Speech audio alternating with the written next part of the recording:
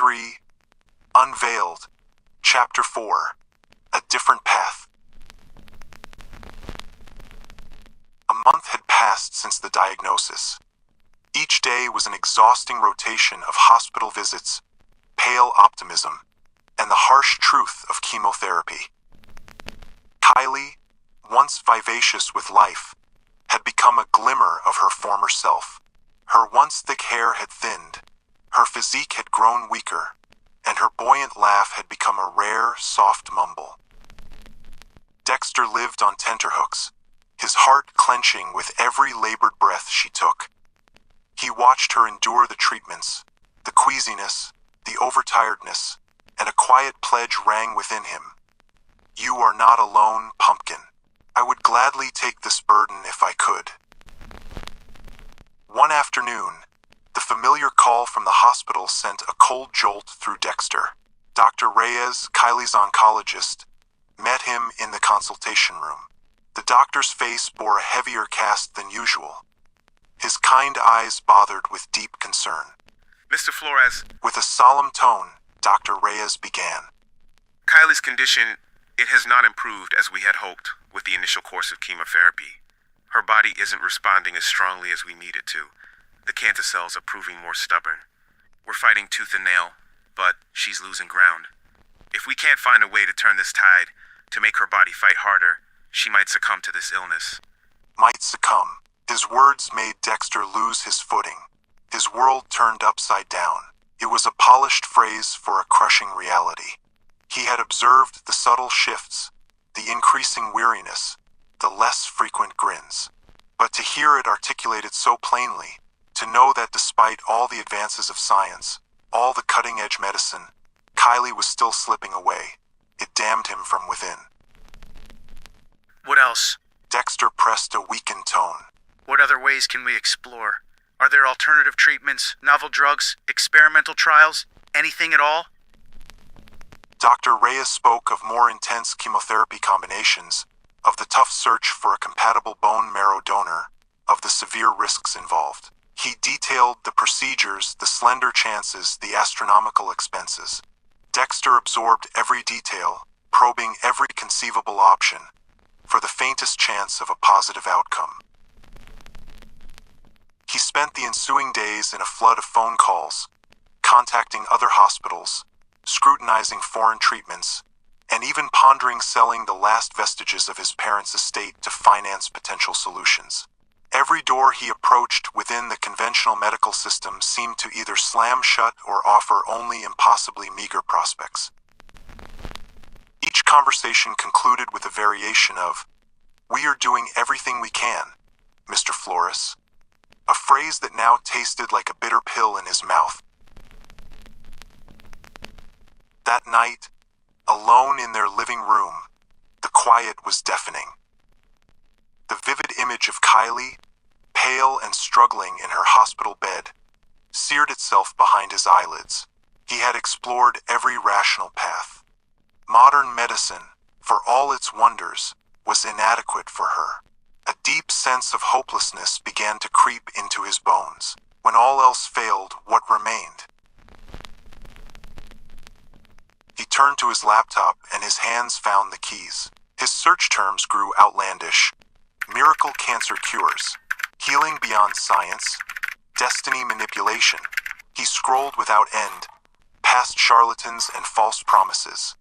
His skepticism, so persistent, never quite vanished.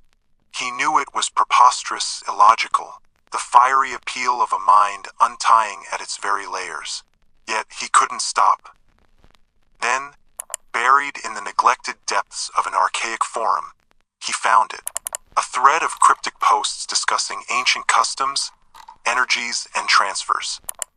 One phrase seized him, slush inundating his veins despite his cynicism. "When life wanes, life can be exchanged. A reckoning must be made, a soul for a soul." Superstitious nonsense. Words he would have dismissed months ago, but desperation had hollowed him out, made space for impossible things. The linked page was rudimentary, cleft, instructions bleeding into testimonials about hexes and something called life transfer. A ritual requiring an effigy, a photograph, a binding, a method to shift the burden of an illness, even death, from one person to another. It spoke of a necessary quid pro quo, a sacrifice, not of the caster's life, but of another's. His hand shook on the mouse. He thought of Kylie, fighting with every fragile breath. He thought of his parents, taken too soon. He'd sworn to protect her.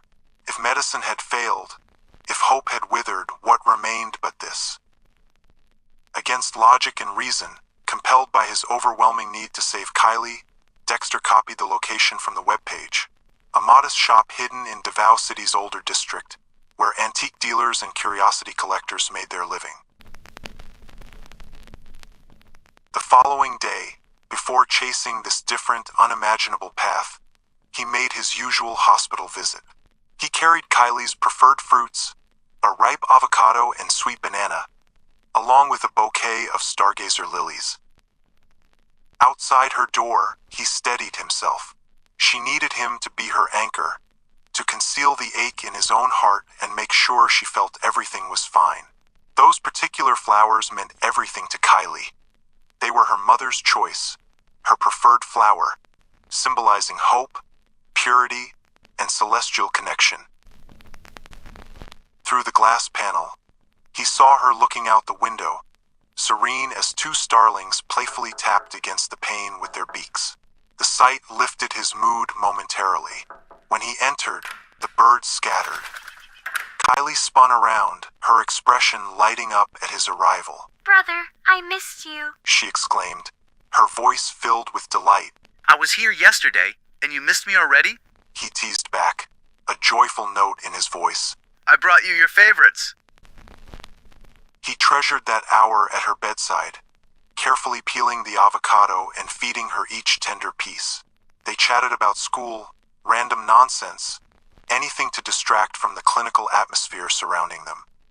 As he guided the spoon to her lips, he murmured, Everything will be all right, Pumpkin. Just trust yourself. Be strong. I'll never leave your side. She beamed at him, then parted her lips expectantly. "More avocado, please." She chirped. He scooped another small portion, watching her savor each bite. Her eyes sparkled as she gazed up at him.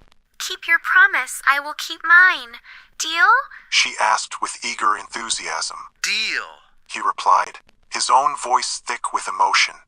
"More avocado, please." She giggled, her laughter a melody to his ears. He departed the hospital with Kylie's courageous smile burned into his memory.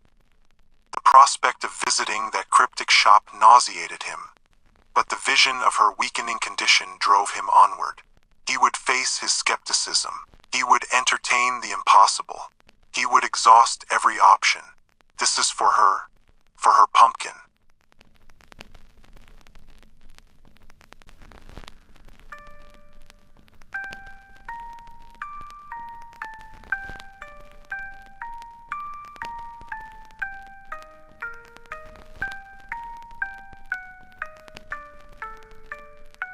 If you liked our short story, please hit the like button. If you want more of our original short stories, subscribe to our YouTube channel or follow us on Facebook. That's it for now, fellow night owls.